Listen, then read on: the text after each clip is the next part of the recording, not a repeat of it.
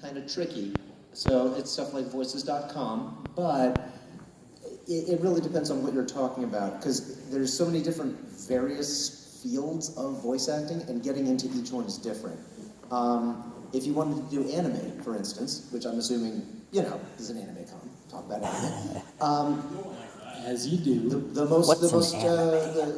most straightforward path in there would be like, well, you take lessons at, say, Bang Zoom if you're in Los Angeles, or Funimation if you're in Texas, that kind of thing, because you get to work in a real studio with actual directors, and that can help out, because if they see you've already got the talent for this, there you go.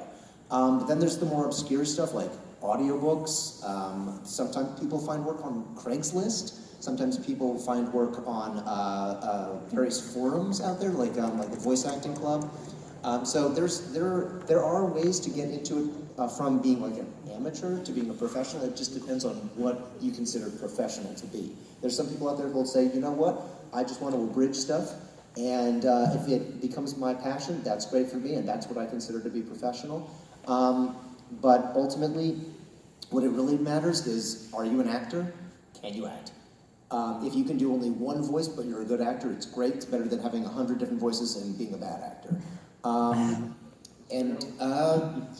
So to get in, foster relationships. That is the best way to do this. Your friends will always help you. When I was doing this for a long time, I was by myself, and it was really only with an agent sending me auditions that I would stand a chance at anything. When I expanded my friend circle and started becoming friends with other actors, it became, hey, my buddy Ben can do this, and they would recommend me, and I would in turn say, hey, my buddy Chris can do this, and recommend him. And so everybody kind of winds up helping each other out. So going at it alone, very, very challenging. Make friends. Networking with the attempt of making friends as opposed to connections is one of the easiest ways to, ironically, make good connections. Ben, did we just become friends? Is that what you're telling me? Because I accept. Thank you. One other thing, if I can, is to make it a little simpler then, what is one piece of advice that you would give? Just, it can be generic, or maybe it's just specific to you, but what is one thing that you wish you could tell people who are trying to get into that field, other than the networking you mentioned? Sure. Okay. The one thing I would say is do everything you can to fight what's called imposter syndrome. Imposter syndrome is, and everybody experiences this at some point in life in many different ways, it's this feeling of they're going to find out I'm not the real deal. They're going to find out I'm a fraud. And the reason why I say this is because there's two different ways people tend to approach that. One is to go, Warky, I think I've made a horrible mistake. I'm in the wrong industry. I'm never going to make it. What do I do? Help. That's one way. That's not the worst way. The other way is people overcompensate and they go, what would a successful voice actor do? And they take on this weird personality that's this clawing, annoying, I can't shut the heck up about work, I have to brag and make everything that's like some little minor success seem like the biggest thing in the world, and it drives everybody who's actually a professional up the wall because it makes us all look like jerks. So the one thing I would say is just figure out, realize it's okay if you're not successful right off the bat, take it easy, become who you were meant to be on your own terms. Don't judge your own success based on other people's. It doesn't help. It's just be a normal, decent person and have a hobby. Do something other than just voice acting and talking about voiceover, and it'll actually help you a lot. Friend Ben, thank you very much. Good thing. Oh yeah. Yeah, I actually just want to add something to your thing. You can sit down. Don't worry. Like I feel bad. I love the attention. Oh, okay. Well, hey. The point is, one of the things I always wanted to tell myself and tell others is that something that never really gets talked about is the rejection factor. Like, for voiceovers and stuff, I audition a ton, and I get a bunch. It's great, but it's certainly nowhere near, like, half or more. The thing I wanted to always mention to people, especially when starting out, is that if you don't have a tough skin, and that's what I call it, the tough skin. Like, this is Ben Diskin. He's got a tough skin, too. Tough skin, Ben Tough Skin. Think of it like that. That sounds weird. I don't know, I do yaoi. Anyway, so the thing is that have a tough skin, because if you don't, you're not going to make it. They're going to eat you alive, because every failure will just seem like the most devastating thing. And it's not. I mean, no one has a perfect success rate. I mean, if they did, we'd all be Steve Bloom, Whatever. The point is that with all of this, just you have to be able to be strong. Have resilience. Make sure that you have that in you. And if you don't think you're good enough, take 10 steps back and go, hey, look, this is where I was. Why was I so excited about this? I can be excited about this now. And keep just reevaluating yourself. Like, see where you came from. Never forget where you came from. Never forget who you are. And never forget where you want to be. You smart, you loyal. I appreciate you. Good question. Hello, my name is Jericho, and before I say something, I just want to say I am really hyped for Kingdom Hearts 3 this month in just 4 freaking weeks. Oh my god, it's almost here. It's real. It's not vaporware anymore. And I know, because we've been waiting for 5 whole years because of this development team. Now, I just want to say, Codename Kids Next Door was one of my favorite childhood cartoons. And You're Awesome is number 1 and 2. And I just wanted to ask you, you watch Mojo, right, on YouTube? Say that again? Watch Mojo on YouTube? Watch who on YouTube? Watch Mojo. Oh, Watch Mojo, yes. Yeah. Well, how did you actually feel when Codename Kids Next Door had disappointing ending? It's called Top 10 Disappointing Endings in Cartoons. How did you feel about it? Oh, I didn't actually watch that video, so I can't really comment on it, but I mean, that's okay. I feel the ending for Kids Next Door, they left it kind of open-ended, and those are usually kind of like the endings that people don't like, because they go, give me a complete thing, but I felt like the way they resolved it with each of the characters kind of like growing up and, pairing up basically, I'm okay with that. I wish that we got to do the sequel series that Tom Robert wanted to make, Galactic Kids Next Door, but that's not going to happen. The actual license for Kids Next Door is owned by Cartoon Network, not Tom Warburton, so they would be the ones who'd have to say, let's make a sequel. And if they don't want to do it, it's not going to happen. But that would probably be the best ending, would be a new series. But what are you going to do? Yeah. So I'm okay with them saying it's a disappointing ending. I don't take that stuff personally. It's not my show. It's not my character. I just play him, And also,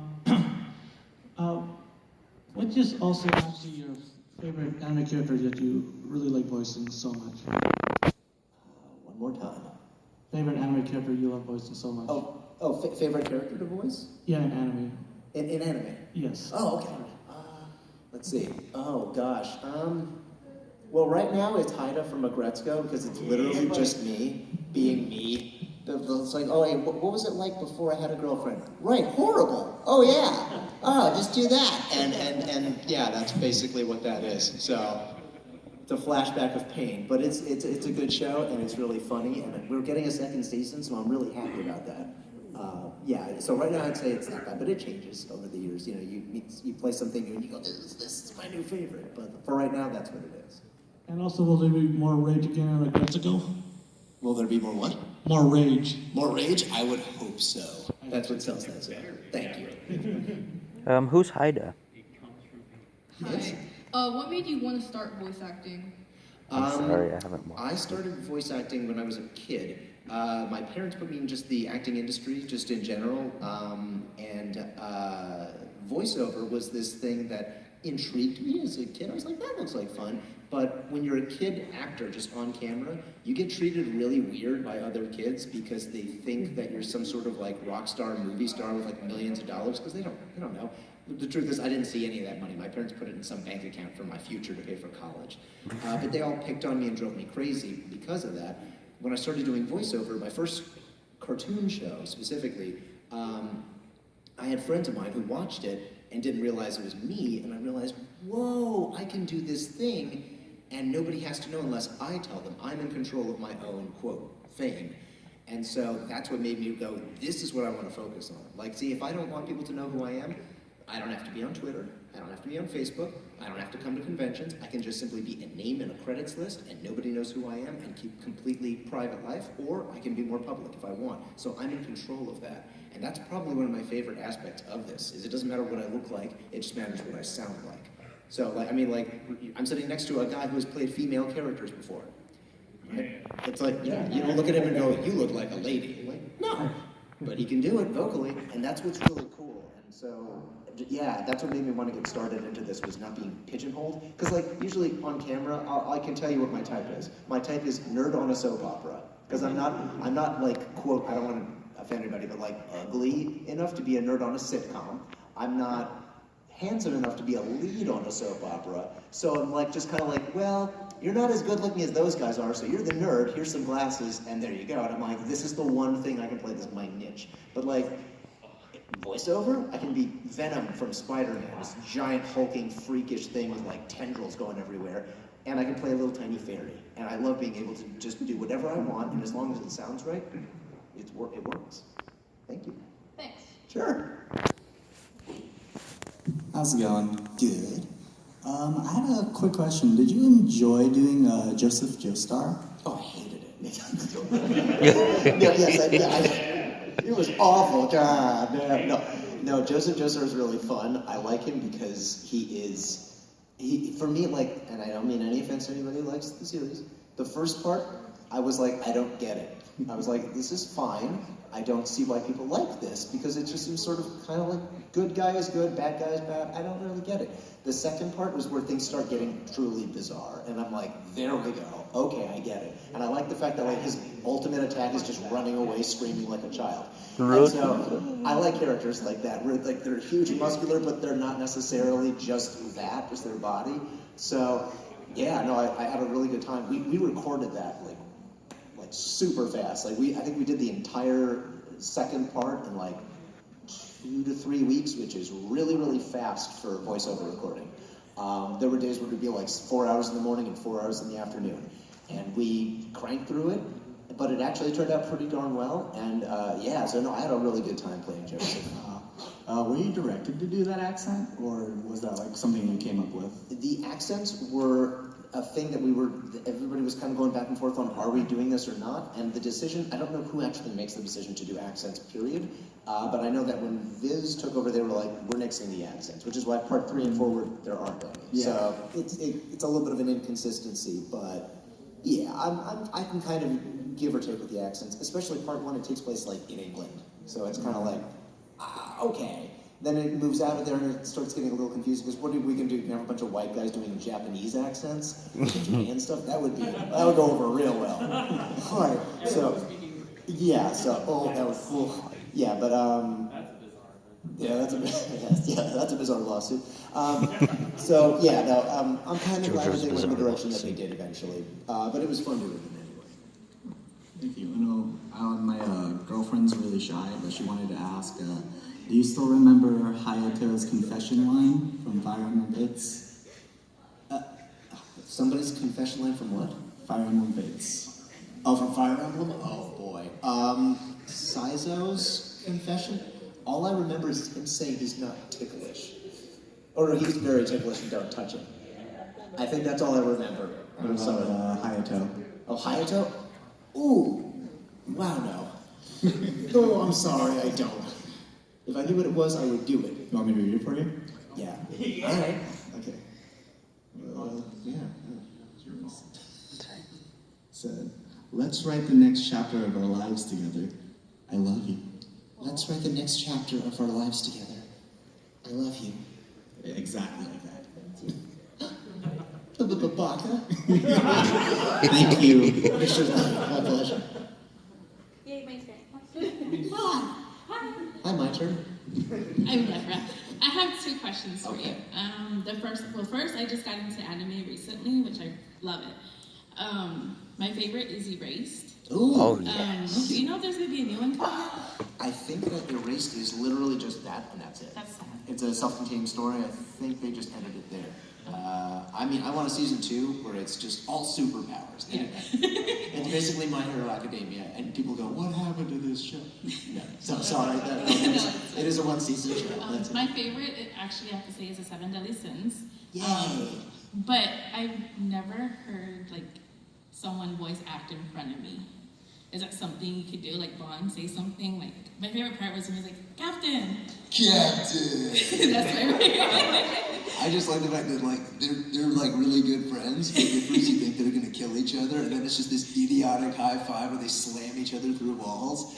And they never really gave that up. Every time they get back together, there's some annoying, like, wow, they're both indestructible, so they beat each other up. Do you guys all work together, or do you guys like record separately? Oh, we have to record that separately. Separately? No, but I mean like all meet up together, or do you guys different areas? We had a rap party where we all went to medieval times, but I don't think that's what you mean. It's interesting, in Japan they do record it together, but there's also more liberty because the animation isn't quite complete and they can make tweaks to it afterwards. So you'll have like people just getting up, doing their thing, sitting back down and going back and forth. It's almost like a conveyor belt kind of experience of heading towards the microphone. But because we have to deal with 100% fixed animation that they can't alter unless it's like 4 kids censoring something or something like that, we have to just go in one at a time and make sure that we can sync up to the pre-existing mouth flaps. Otherwise, it just doesn't work. So our directors have to make sure everybody's on the same page, so you don't have like a bunch of very realistic, like natural performances, and then one dude going "Wah!" and making everybody go, "What is that?" So, yeah. And you did do Stitch too, right? I did do Stitch. Can you do something for my niece, please? Thank you. Thank you. means family. Family means no one gets left behind. Don't forget.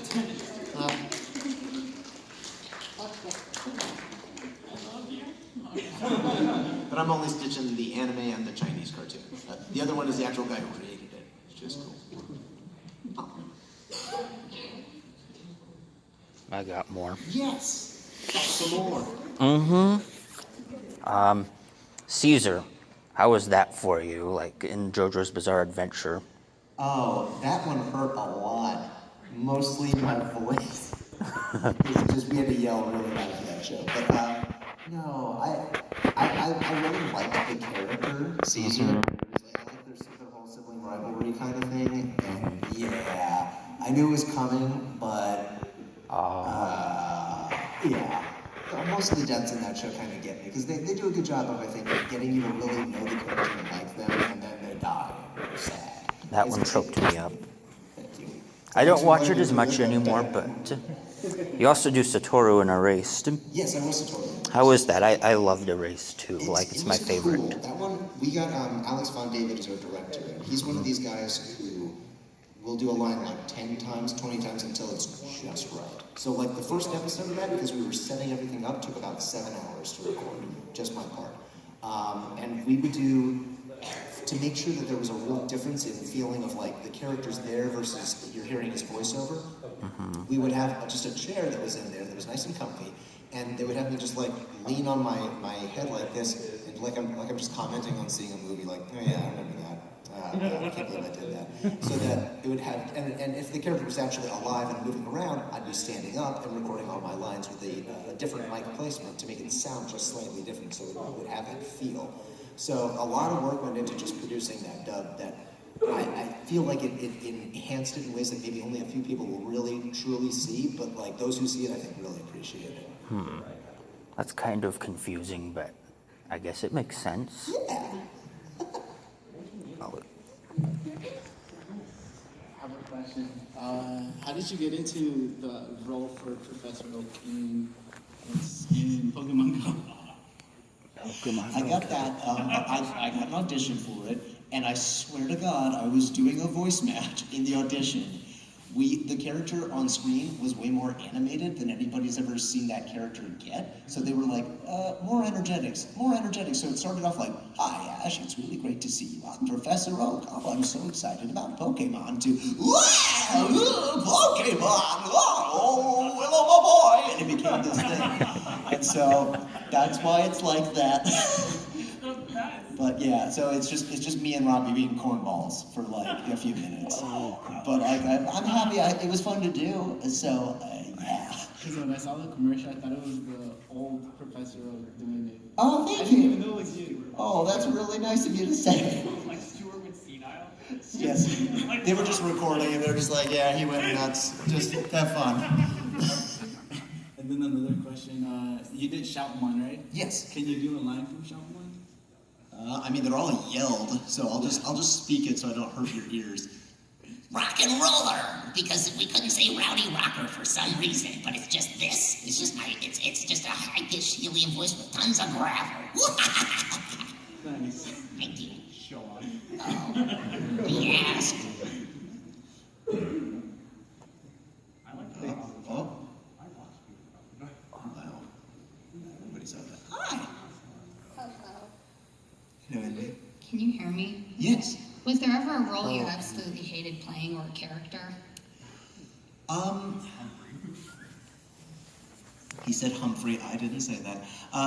Well, no, not really. It's just more like there's some characters that I felt were like disappointing. Like I never really got to do very much with them. But like, here's the real talk: when you get to do voiceover for a living, every job that pays you is a good job. The only thing I can think of was one thing, and it wasn't the character. It was the director. It was like the worst director I've ever worked with on the face of the earth. And I hope to never work with him again. And it was like 8 hours of pure torture. But that wasn't the character. The character was fine. But that's about it. There's really no character I've actually I hate playing. There's characters I make fun of myself for having played. I have an ongoing gag with my girlfriend that like that I should use a "Don't you know who I am?" And for the "Don't you know who I am" would be like, "I'm Quincy from Sonic Boom: Rise of Lyric for the Wii U. I demand to be let into Disneyland for free," like something like that.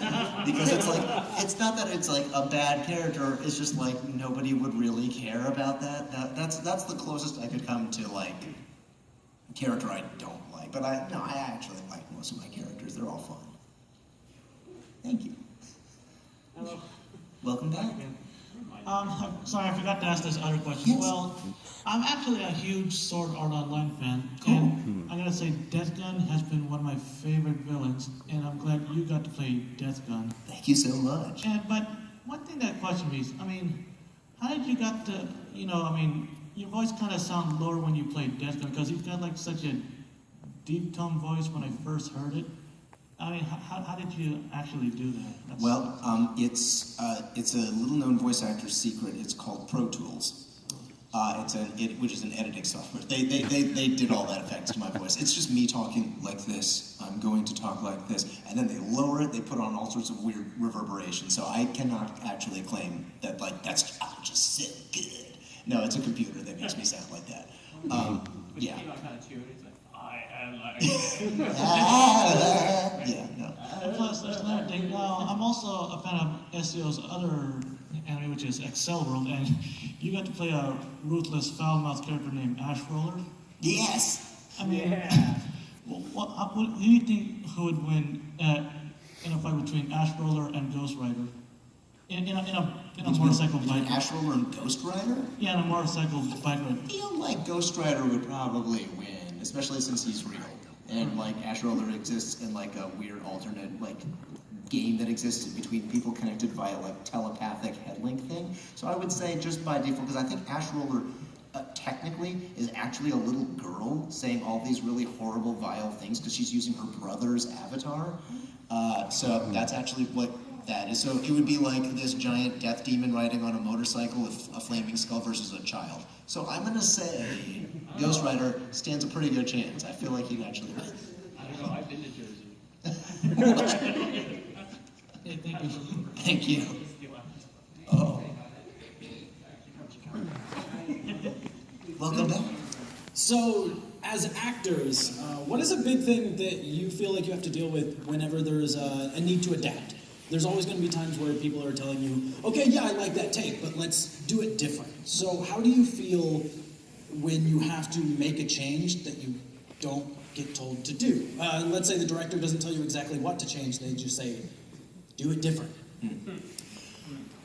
It's a good idea to have different takes in your head. Usually, if the writing is good, there's like one clear choice where it's like you understand the context of the scene, you know which words to emphasize, you understand what's happening. Sometimes you get kind of like a nebulous-y line and there's not a lot of context given. And so in that case, it just sort of helps to have a few ideas just upstairs. It's hard for me to give you an example right off the bat. But yeah, it's about living in the moment and understanding the character. Even if you just get like the basics down, this character is big and dumb. So what would a big dumb character say in this regard? So if the line, for instance, doesn't work for a big dumb character, how do you make that dumb, right? If the character has to use the word anti-disestablishmentarianism, that's not something that a stupid character would use. So you have him stumble through that word, and even if he says it correctly, it just sounds like, I don't know, did he just like read that on a thesaurus? So it's a matter of really being there in the right moment, in the right headspace, as opposed to anything. But usually the director, if they're good, will already have some ideas in mind, and so you'll get to give your thoughts first, your take, and then they'll go, okay, that was good, even if it wasn't. Here's a different one, try it like this. And so there's usually some guidance. The only time it can ever be difficult, and I've had directors like this, is they'll just go, do it again. Do it again. And at that point it's like, well, okay, I'm gonna just take a shot in the dark and try something different, and it might be a complete disaster, or it might be like, I'm almost there to whatever it is, this nebulous idea that this director has, and I can just sort of stumble into it. But at that point, it's really more on the director than it is the actor. So if they just told you to say no, but no isn't good enough, and you had to keep repeating it until you yell it, what would that sound like? Yeah, I don't know. I mean, I don't know. Maybe Mark, we could, you don't know what that sounds like. Could we have a test of what that would be like? Just as an aspiring actor, just to learn what it's like. Yeah. I can tell you, that director was just laughing. He could not stop laughing. Yeah, tell the story. I worked on a Yowie game. It's on Steam. Go buy and download it. It's called To Trust an Incubus. I played the professor's assistant, Arata. And I just remember it was like, at first he's like, no, no, no, no. And we're doing all these no's. It just sounds so bad. And at one point, he's finally devastated. Something bad happens if you choose this ending. It's like 35 endings. So, and this ending, he goes, no, no, no, this can't be happening. No, no. And then all of a sudden, it's just no all the time because he can't get over it. He's in such shock. And finally, he's supposed to run screaming from the room. I just couldn't take it anymore. I was sick of these no's. And I just went,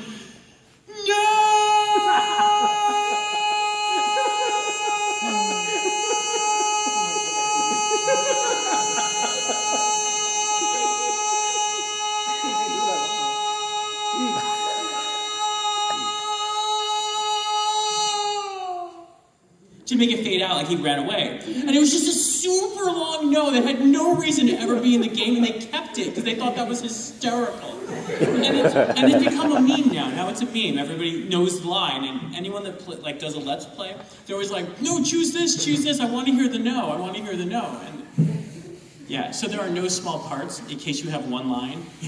Just so you know, no small parts, just small actors. Thank you, friend Chocobo. I will never be small. More questions. Go big or go home. Oh, sorry. You can go.